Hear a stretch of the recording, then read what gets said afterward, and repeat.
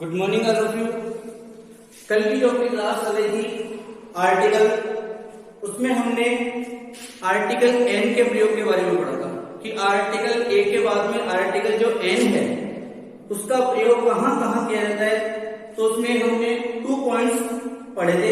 आज हम उसके बाद में थर्ड नंबर का पॉइंट पढ़ेंगे। उसको आप लिखिए, हिंदी में हम उसको लिखेंगे, यदि किसी संख्या का पहला अक्षर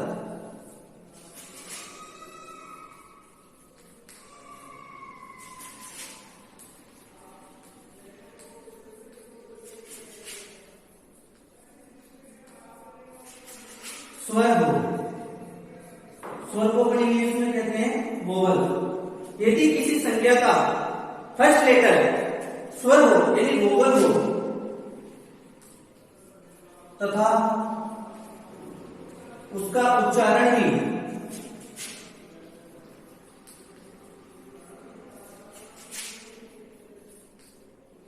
स्वर की तरह ही निकले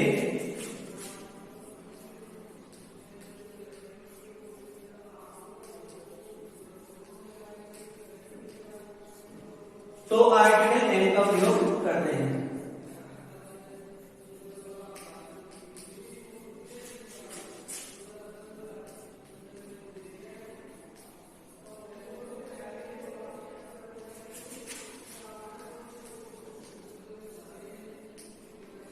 ये हमने कल पढ़ा था। कल हमने इसके कुछ एग्जांपल्स भी पढ़े थे, जैसे an umbrella, an X, an import. एक बार कुछ एक एग्जांपल लिख लेते हैं, जैसे एन इंपोर्ट,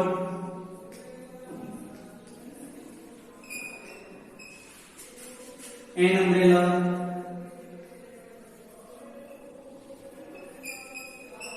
ठीक है, एटीसी। तो कल हमने पढ़ा था जैसे A rupees, A number rupees road, समझ लो। ऐसे जैसे वन आइड लेडी, एक आंख वाली औरत, ठीक है। तो कल हमने पढ़ा था कि किसी नाउन का फर्स्ट लेटर वोवल हो और यदि उसका प्रोनाउंसिएशन भी वोवल्स की तरह ही निकल रहा है तो हम उसके पहले एन आर्टिकल का प्रयोग करते हैं। अब इसी के अंदर हम कुछ और चीज राइट करेंगे, वो आप यहाँ पे राइट कीजिएगा, जो मैं आप लोगों को राइट करवा रहा हूं कि many words in the English language. Okay, ठीक है।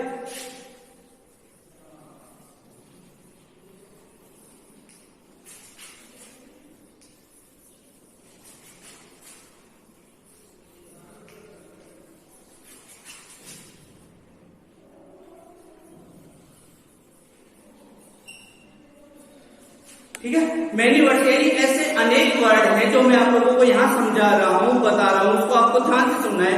Many words in the English language begin with A silent, English language begin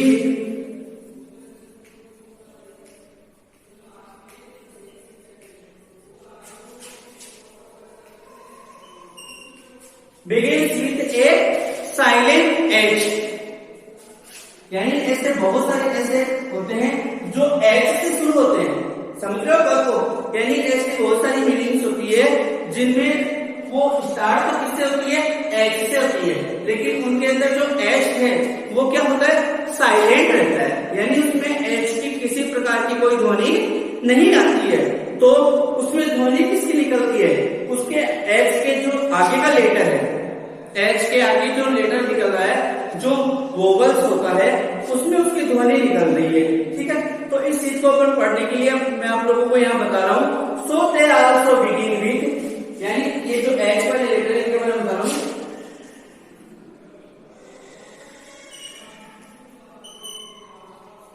so also, इसलिए वे begins with a,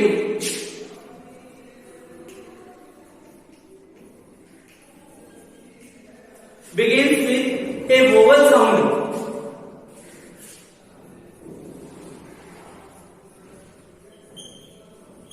begins with a vowel sound and therefore, इसी बात को समझने के लिए हम यहाँ लिखते हैं एंड, इसलिए क्या होता है, therefore take and,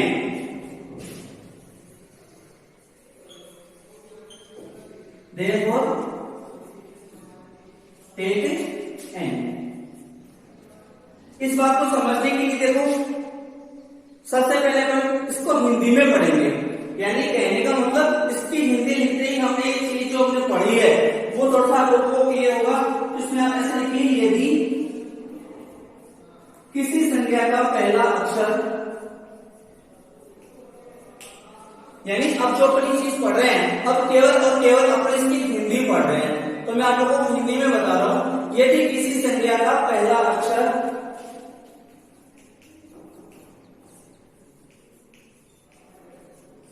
व्यंजन हो, व्यंजन को इंग्लिश में अपन कहते हैं कॉन्सोनेंट, ठीक है, कॉन्सोनेंट हो तथा उसका उच्चारण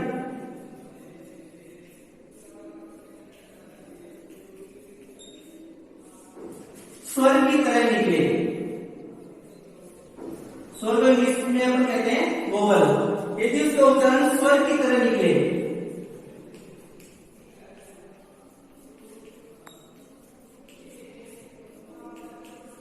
तो भी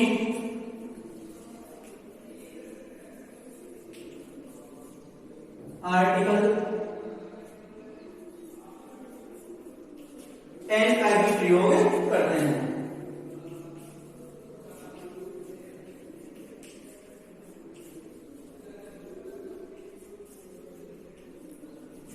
ठीक है, ये जो मैंने नियम पढ़ा कि ऐसे बहुत सारे वर्ड होते हैं जो एच से शुरू होते हैं, व्यंजन से शुरू होते हैं, लेकिन उनमें जो एच होता है वो साइलेंट होता है।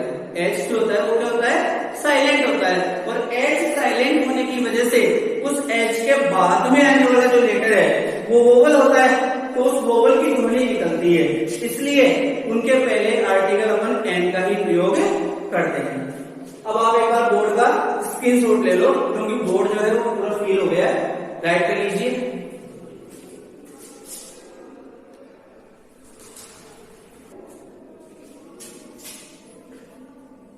अब हम पढ़ेंगे इसमें आगे इसके एग्जाम्पल। तो एग्जाम्पल में देखिए, सबसे पहले यहां पे हम कुछ एग्जाम्पल्स लिखेंगे और एग्जाम्पल्स के माध्यम से हम इस चीज को क्लियर करेंगे कि हम आर्टिकल एन का प्रयोग कहां कहां कर रहे हैं। तो जैसे अपन लेते हैं सबसे पहले N honourable president,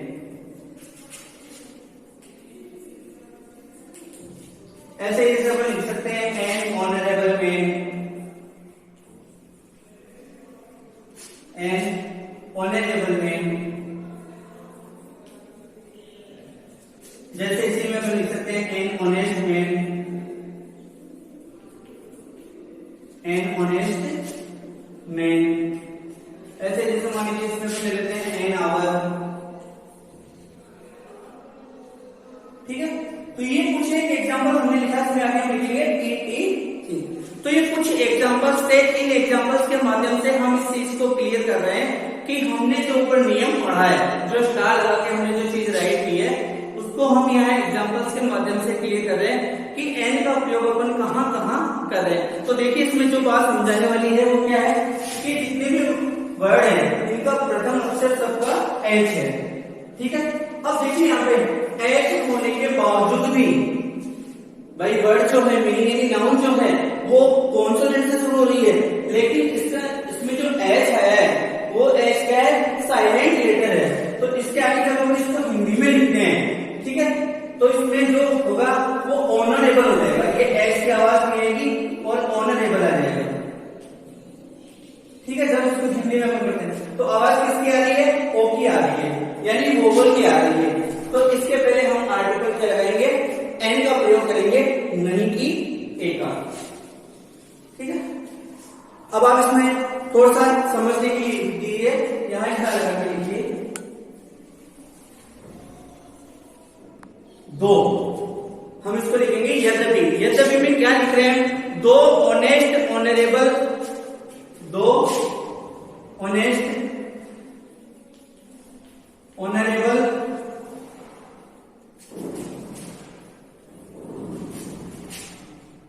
honest honourable hour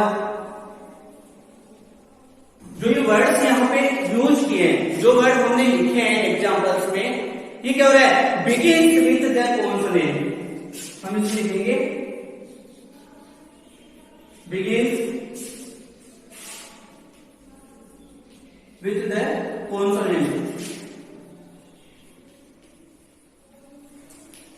ये सारे के सारे किससे शुरू हो रहे हैं, कॉन्सोनेंट से शुरू हो रहे हैं, यानी व्यंजन से शुरू हो रहे हैं। और व्यंजन कौन सा आ रहा है इसमें, एच आ रहा है। कौन सा व्यंजन आ रहा है, एच आ रहा है, जिसको हम सिंगल इन्वर्टेड कॉमा अंडरलाइन के द्वारा समझ रहे हैं। ठीक है, एच आ गया। अब ठीक है, ये तो गया कि एच से ही कॉन्सोनेंट से शुरू हुआ, लेकिन उच्चारण जो प्रोनाउंसिएशन था, ध्वनि, वो किसकी निकल रही थी, वोवल की निकल रही थी। तो इसमें हम लिखेंगे इट begins, it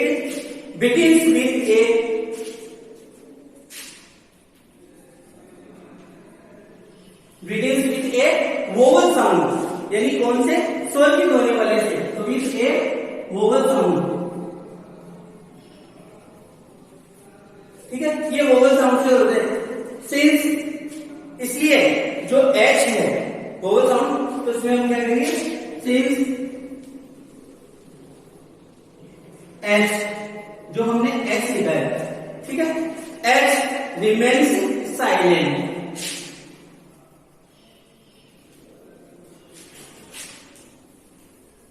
इसमें जो H है वो क्या हो गया, साइलेंट हो गया।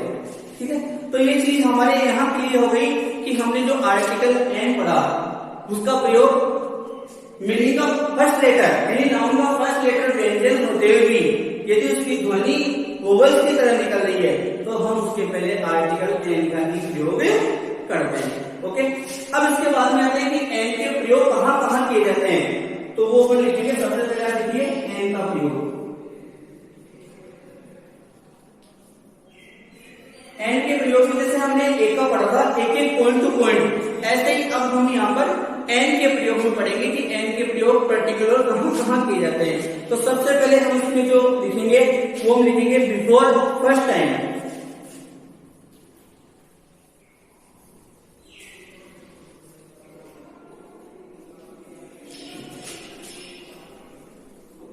यानी देखिएगा इसका प्रयोग कहां अपन कर रहे हैं, before first time introduced singular. तो before first time introduced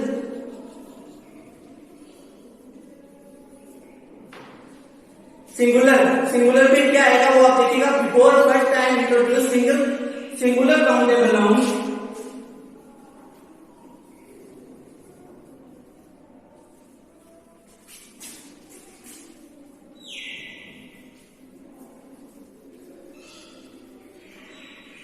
singular countable noun आपको मैं क्लियर कर देता हूं ये चीज। Before first time introduced singular countable noun, उनके पहले हम क्या करेंगे, यहाँ पर एन का ही प्रयोग करेंगे। तो मैं आपको एग्जांपल्स के माध्यम से चीज बता रहा हूं, आप इसको अपनी नोटबुक में राइट कीजिएगा। जैसे दे हैव एन एलिफेंट, यहाँ एग्जांपल्स के माध्यम से हम इसको लिख रहे हैं।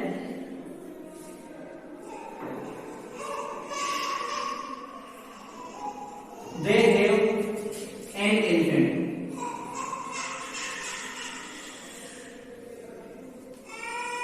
They have an elephant. अब इसमें जो एलिफेंट है इसका एक ही बार प्रयोग किया गया, सिंगुलर नाउन है, लेकिन इसका फर्स्ट टाइम इंट्रोड्यूस करने के लिए हमने इसके पहले क्या लगाया, एन लगाया। ठीक है, अब आप एक बार पूरे बोर्ड का स्क्रीनशॉट ले लीजिए। बोर्ड फिल हो गया, मैं इसको इरेज कर देता हूं। अब इसमें हम सेकंड नंबर का एग्जांपल जो पढ़ेंगे वो आप राइट कीजिए, यानी पॉइंट नंबर 2 डाल करके। तो 2 नंबर में जो अपन पॉइंट पढ़ने जा रहे हैं वो है टू स्पेसिफाई, यानी टू स्पेसिफाई ऑक्यूपेशन। हम इसमें लिखेंगे 2 नंबर के पॉइंट में टू स्पेसिफाई ऑक्यूपेशन।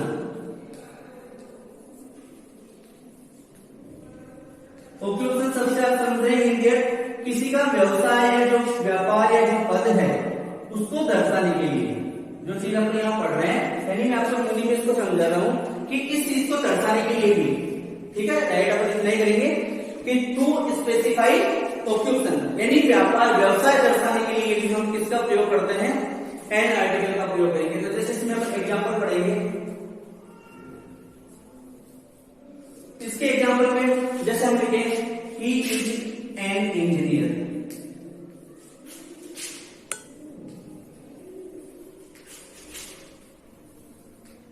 ठीक है। अब इंजीनियर जो है वो उसका क्या है, व्यापार है, उसका जो काम करने का, जो जिस पद पे या प्रतिष्ठा का काम कर रहा है, जो उसका प्रोफेशन है वो इंजीनियर है।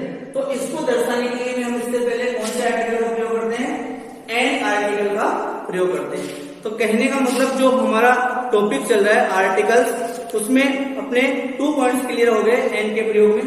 थर्ड नंबर में जो अपन लेते हैं, थर्ड नंबर का जो अपना रूल रहेगा उसको आप लिखिए, राइट कीजिए बिफोर, यानी किसके पहले, किस चीज के पहले हम एन का प्रयोग और करेंगे, तो वो आपको मैं लिखा रहा हूं before adjective plus noun combination. तो इसमें मैं आपको लिखा रहा हूं बिफोर एडजेक्टिव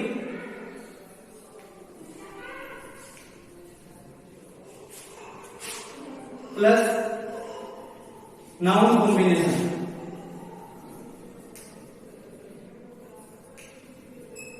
यानी नाउन का और एडजेक्टिव इन दोनों का कॉम्बिनेशन दर्शाने के लिए, इन दोनों का कॉम्बिनेशन बनाने के लिए हम आर्टिकल एन का प्रयोग करते हैं। हम इसके आगे से बराबर का निशान लगा के भी इसको राइट कर सकते हैं। तो जैसे इसका अपन एग्जाम्पल लिखेंगे, आप इसके एग्जाम्पल में लिखिए he is an expert man.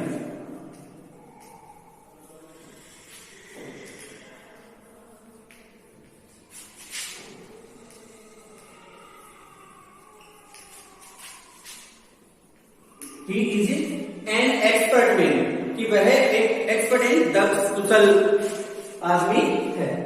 तो इस प्रकार से तो आज की अपनी ये क्लास जो है आप इतनी राइट कर लीजिए, बाकी इसके जो आगे के पॉइंट्स है वो हम कल स्टडी करेंगे।